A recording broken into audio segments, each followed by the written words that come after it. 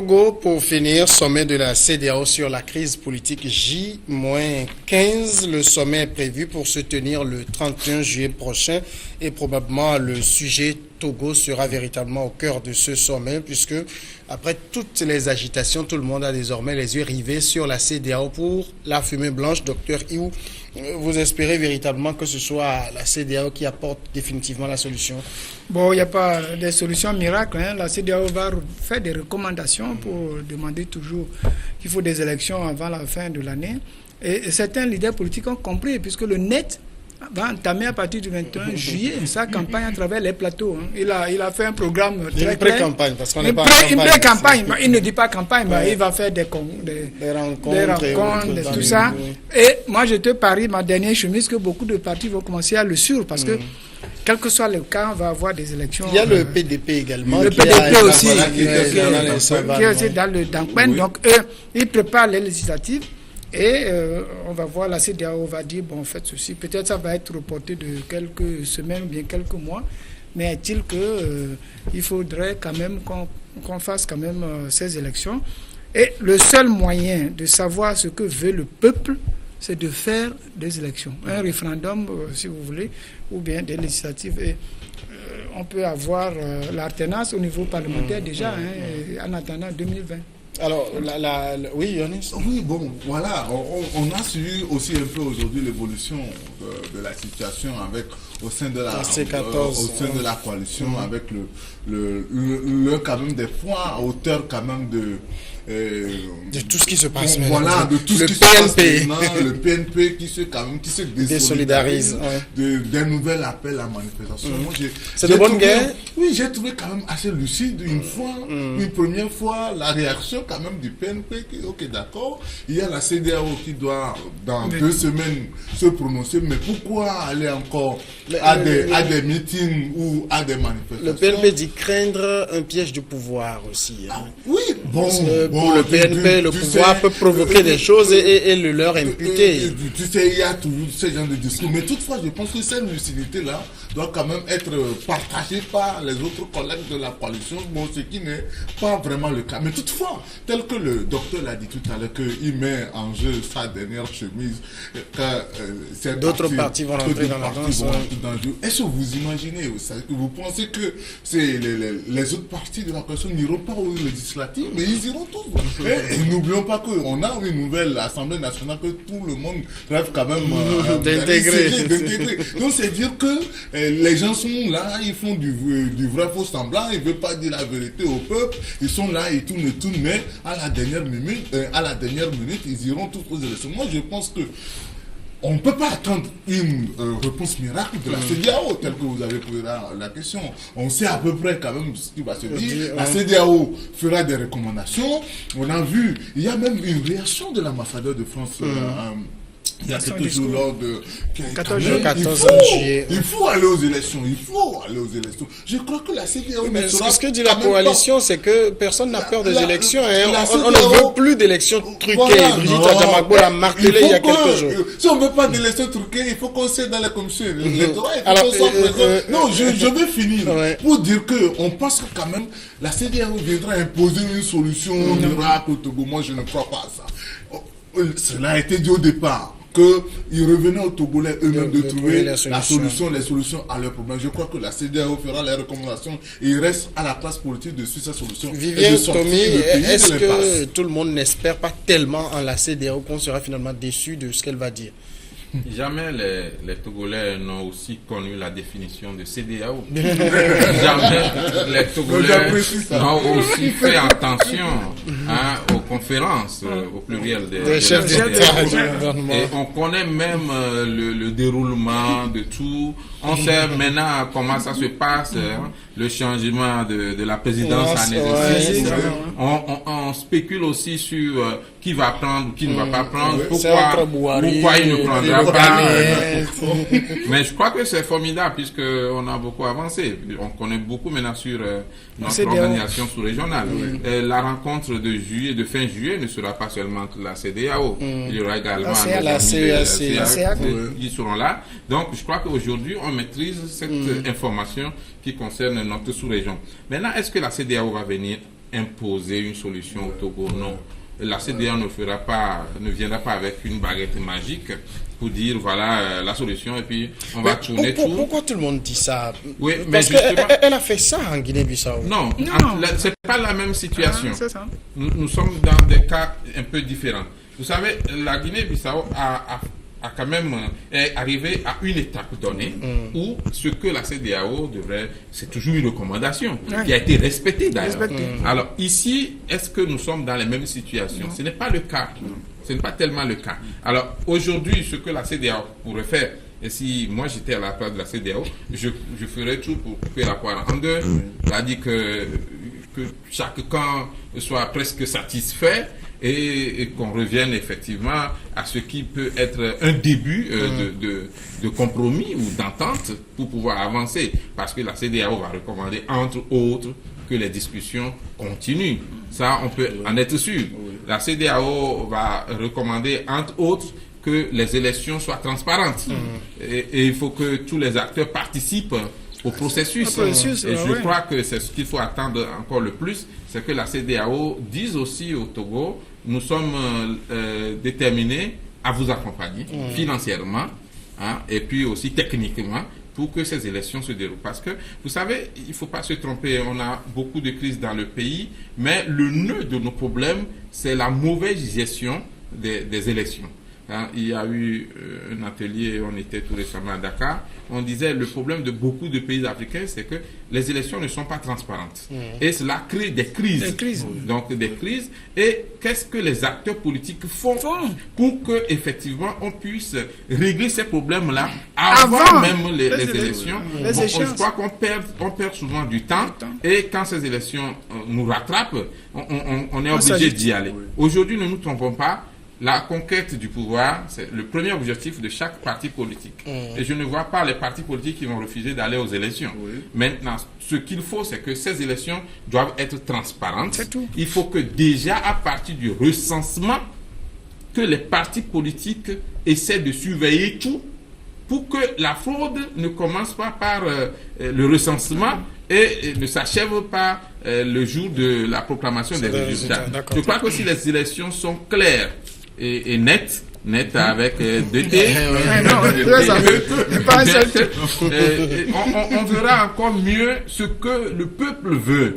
Mais pour le moment, la CEDEAO ne fera pas de miracle. Et il faudra que les citoyens togolais soient préparés déjà psychologiquement à cela. La CEDEAO ne viendra pas avec un bâton magique pour renverser les choses, transformer les choses comme Alice au pays des merveilles. Docteur, est-ce que comme le dit Vivien Tomi, est-ce que les populations sont suffisamment informés pour savoir qu'il n'y a pas de miracle CEDEAO qui existe? Oui, bon, beaucoup de gens ont peut-être tellement fait voir de mirages qu'ils pensent que la CEDEAO va demander au chef de l'État de dégager. Non, c'est parce que la population n'est pas bête, on est très intelligent au Togo. Et je voudrais quand même dire ce que Tommy a dit tout à l'heure, la situation en Guinée-Bissau est totalement différente. Ici, toutes les institutions marchent. Donc, il n'y a pas... Mais il y a crise quand même. Il y a crise. Bien, donc, on peut régler ça. Et comment régler ça? Ce qui est dommage ici, c'est que quand, par exemple, les gens se présentent devant une assemblée dans la rue et disent il faut un retour à la Constitution de 1992, les populations ne demandent pas aux leaders qui disent ça comment. Parce que s'ils avaient posé la question, comment on va retourner à une Constitution de 1992 ? Ce sont les leaders qui sont au micro. Oui, mais les gens doivent leur poser la question. Comment? Ils sont dans la foule. La foule doit demander comment. Bon, donc, la population n'ont pas trop... On dit à la population, vous prenez l'Union européenne. Ils sont 27, l'Angleterre va sortir. Je n'ai pas vu deux pays qui ont la même constitution. La constitution française est différente de la constitution du Luxembourg, de la constitution des Pays-Bas, de la constitution de la Suède. L'Angleterre, elle n'a même pas de constitution écrite. Mais oui, voilà. Donc c'est une monarchie. Il y a les monarchies constitutionnelles, il y a le système parlementaire, le système semi-présidentiel. Il n'y a aucune constitution dans l'Union européenne où il n'y a pas 3-4 pays qui ont la même constitution. Ici, les gens te demandent, mais tous les pays africains font ça. Pourquoi le Togo, tout ça? Chaque pays est libre et son peuple est libre. C'est pourquoi que mais le bon sens, c'est la chose la mieux partagée. Voilà, oui, mais le peuple... ce que demandait le chef de l'État en voulant une constitution qui tienne compte de nos réalités social, politique, historique et tout. Mais c'est des choses simples quand même. Élection à 2 Ce qu'on lui a tours. reproché, c'est qu'il n'est pas allé aussi vite. Mandat Il est présidentiel au pouvoir depuis limité 2005. une seule fois. Il est au pouvoir depuis 2005 et c'est maintenant qu'on parle encore de constitution. C'est un échec pour lui aussi. Oui, mais la constitution peut être Mais qu'est-ce qu'il arrange, remaniée. lui? Mais Ce vous qui savez, l'arrange, en politique, c'est la constitution actuelle. en politique, je n'ai jamais vu un homme politique dans aucun pays du monde qui soit intellectuellement honnête sur le plan politique pur. La politique, c'est une science pour flouer l'adversaire s'il est moins malin que toi, bien s'il n'est pas vigilant, c'est tout. Il faut que les gens se rendent compte de ça. Ce qui n'est pas normal. Ce qui n'est pas normal, mais la politique n'est jamais honnête. Mais tout cela, c'est Si je suis politicien, qui est en otage. non, ils ne sont pas en otage, ils votent selon leur conscience. Oui, bon, oui, on ne dira pas que le peuple est en otage, d'accord? Mais toutefois, je pense que quand même, il revient aussi de la responsabilité du chef de l'État. Tu le disais tout à l'heure que ça peut être un échec pour lui aussi, parce que il doit faire les réformes, parce qu'il a dit plusieurs fois, ou bien... Il a promis de faire les réformes. plusieurs reprises.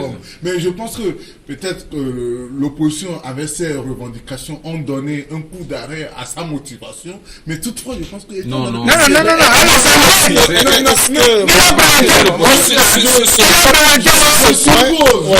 présenté un projet de loi à l'Assemblée. Moi, je voudrais quand même relancer quelque chose. Dans tous les pays du monde, c'est le pouvoir en place qui opère les réformes. Parfois même sans consulter l'opposition. Exact. Qu'est-ce qui l'empêchait de le faire? Mais il a déposé, il y a un dépôt à Je l'ai dit bien avant ça, pour finir définitivement avec cette histoire. Peut-être que c'est l'opposition qui a émoussé sa motivation. En quoi? On a toute la majorité à l'Assemblée nationale. Il avait 62, il pouvait passer depuis le référendum et aller directement opérer les réformes. Non, c'est 2 tiers. Hein. Vous savez, Il n'a que 2 tiers. Il n'a pas les 4/5. C'est vrai, il peut le faire, mais toutefois, il faut que tout ça soit... Donc c'est un échec pour lui. C'est un échec Bon, pour lui. moi je ne dirais pas que c'est un échec pour lui, mais toutefois, je pense qu'il revient de sa responsabilité parce qu'il s'est engagé. Oui, mais c'est sa responsabilité, mais s'il ne l'a pas fait, c'est un échec. Il a dit dans son discours, il a promis qu'il va le faire, et on attend. Au-delà de ça, il a promis aussi beaucoup de choses. Il a aussi promis beaucoup de choses. Donc, tous les politiciens sont comme ça. Il ne faut pas croire à toutes les promesses. C'est le coup de claque que l'opposition a porté qui est entre-temps émoussé, sans motivation à avancer. Mais toutefois, je pense que quand même, il revient de sa responsabilité. De tout faire pour qu'il y ait des réformes. Parce que ce n'est pas quand même, nous sommes quand même dans une sous-région où on a une particularité. Oui, quand même, on est unique dans la sous-région. Il faut que quand même, on puisse faire ces réformes-là pour donner une image au pays. Et je pense que monsieur le président de la République, d'accord, comprend et il en est conscient et il fera quand même de tout ce qui relève de son pouvoir pour pouvoir le faire. Maintenant, j'insiste encore sur la CEDEAO parce que on lit les réactions un peu partout, on voit comment les gens disent... Il y a beaucoup d'effervescence. Beaucoup d'euphorie, moi j'ai dit les gens risquent d'être déçus. D'accord, nous ne sommes pas. Je vois... Je disais tout à l'heure avant de venir dans l'émission, vous dites ok d'accord, on est arrivé à régler la question bissau-guinéenne au Togo, mais le Togo n'a pas encore enlevé les pailles sur ses yeux, mais là, il a tout fait pour... Mais nous ne sommes pas dans les mêmes contextes. Là-bas, on a aussi bien dit que les institutions étaient bloquées. Il n'y a rien qui marche. Ici, dans notre cas, c'est que les institutions tout marche bien et que maintenant, tout le monde partage et reconnaît que quand même, il y a une situation précaire dans le pays qu'il faudra régler. Donc toutefois, on attend dans les 15 jours à venir ce qui va se passer. Mais toutefois, je pense qu'on risque d'être surpris de ne pas quand même être comblé par les recommandations de la CEDEAO. L'organisation communautaire va faire autour. Oui, mais je pense que quand le peuple te fait confiance et te choisit comme président de la République, tu as une lourde responsabilité. Ensuite, quand toi-même tu ouvres ta bouche pour faire des promesses, il faudrait que tu respectes ces promesses-là. Et quand tu fais les promesses, tu martèles, tu reviens là-dessus, insistes, et que tu ne respectes pas. Vous savez ce qui me fait rire, je pense que c'est l'ancien président français qui disait l'homme politique, quand il fait des promesses, il est étonné que les gens y croient parce que lui-même il n'y croit pas. Oui, bien sûr. mais justement, c'est à cela que je disais que ce n'est pas normal, parce que déjà, avant d'être élu, vous avez présenté un programme de société effectivement au peuple, et le peuple vous a fait confiance. Ensuite, quand vous-même vous vous prononcez sur certains sujets, vous parlez de réforme, et puis à la fin, on tend vers la fin de votre mandat et vous ne dites plus rien, ce n'est pas normal. Moi, je pense que la responsabilité revient d'abord au président de la République, parce que s'il veut, il peut effectivement mettre les mécanismes qu'il faut pour faire les réformes.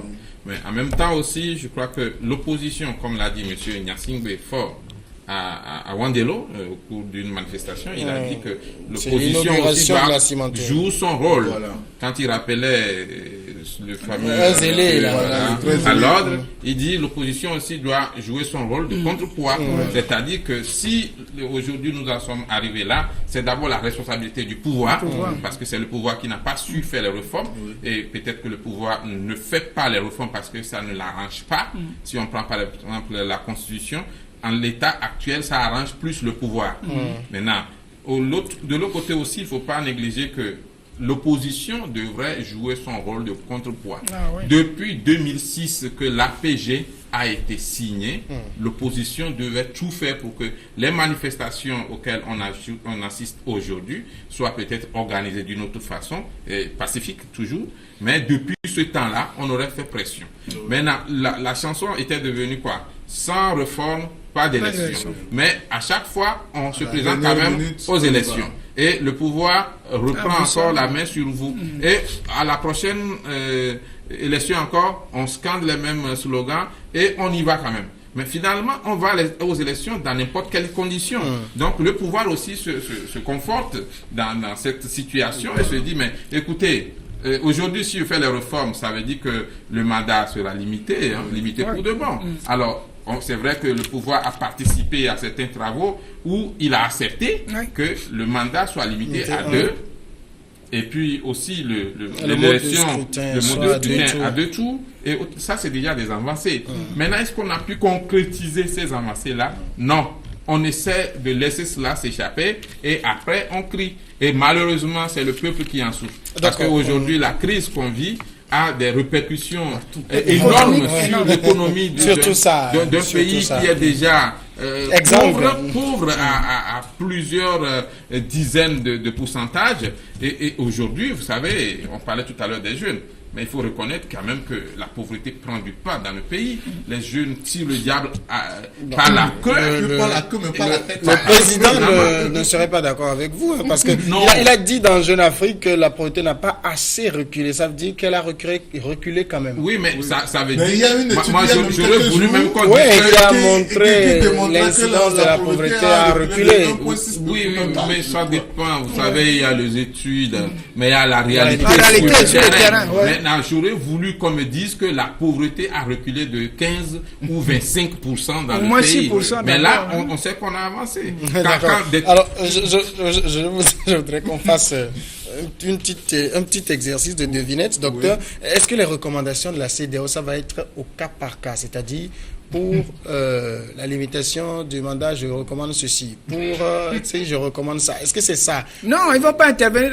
La CEDEAO n'a pas imposé au pays les choses. C'est au pays, on va nous dire, pouvoir opposition, faites tout pour que vous contrôlez bien le fichier électoral, que la CENI travaille bien, que les élections aient lieu. Tout ça, on le sait déjà. Mais oui, mais qu'est-ce que vous voulez qu'ils disent? C'est sa recommandation? Qu'est-ce que la CEDEAO va recommander encore? De toute façon, un pays ne peut pas rester éternellement sans élection.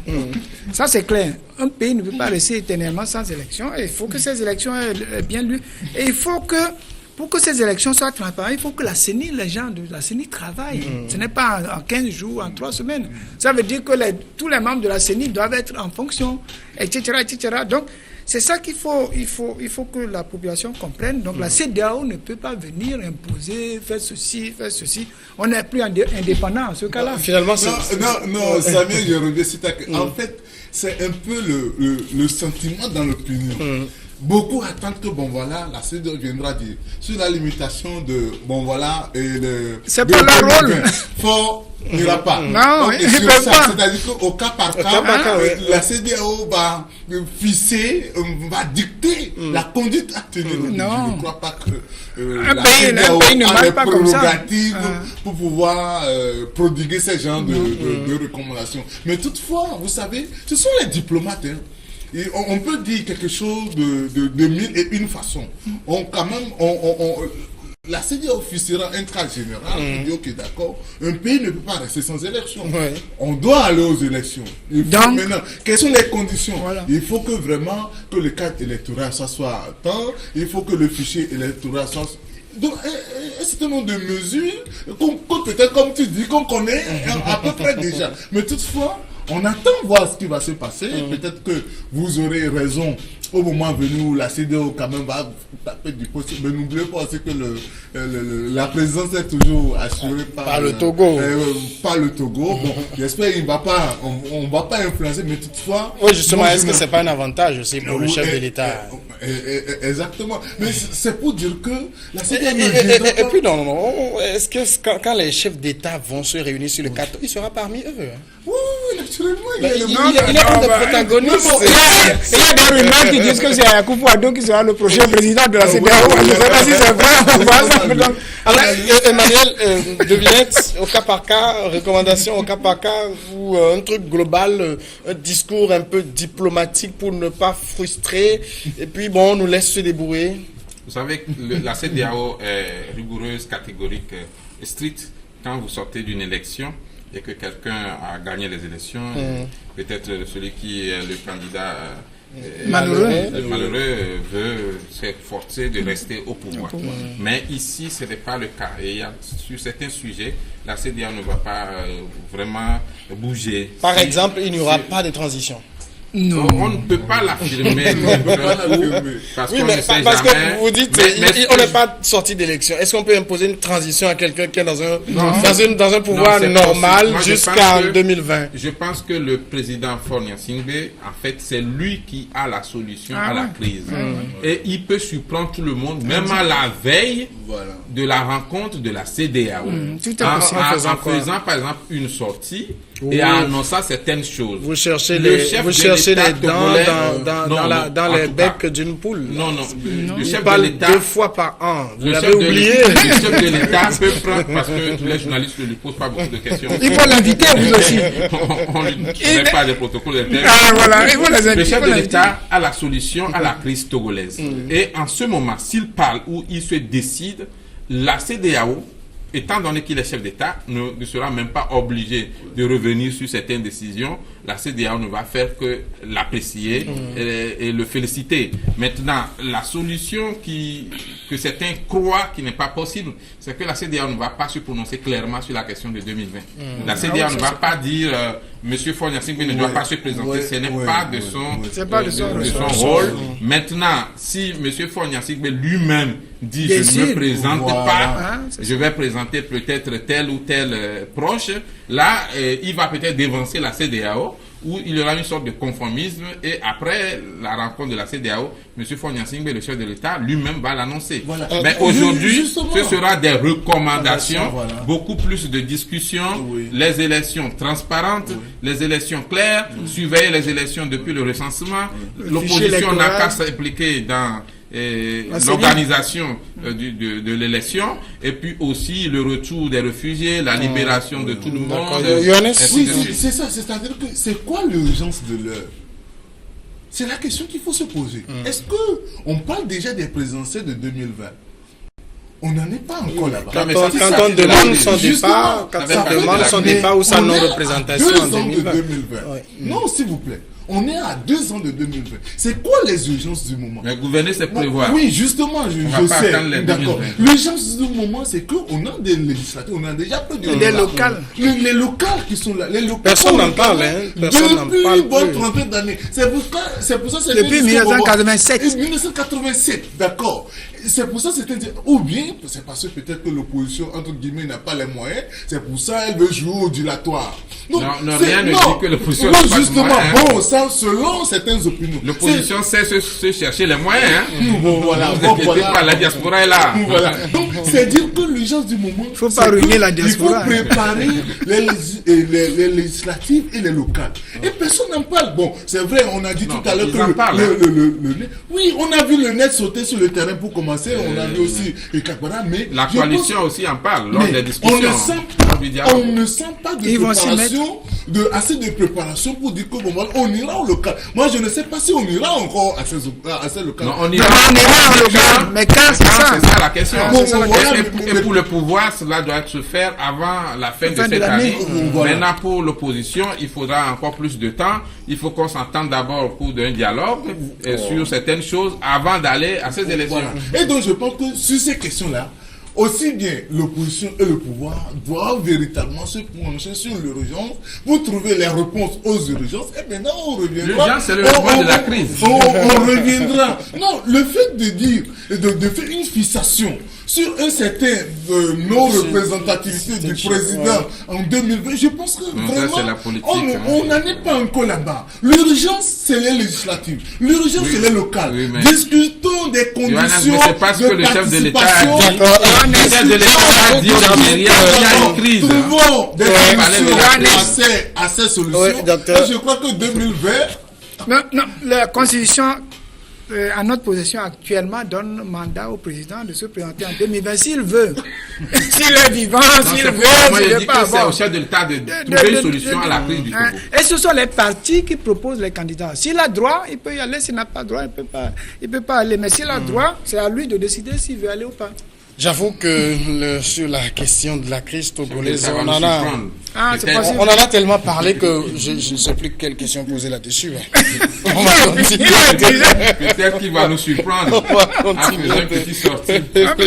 Merci Emmanuel Vivien Tomé de Plume Libre, Yohannes Sakoli de Republic of Togo qui se fait prendre en photo, Dr David Ekoudi-Iou. Merci à vous aussi de nous avoir suivis. On se retrouve demain.